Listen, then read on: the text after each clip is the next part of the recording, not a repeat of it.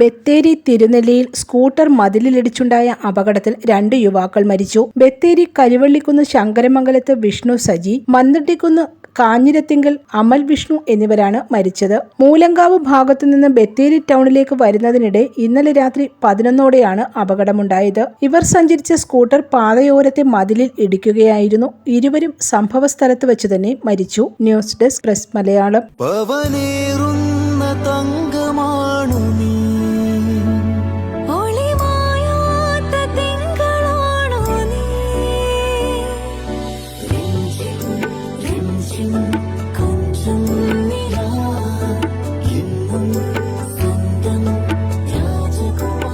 Be a Rajakumari.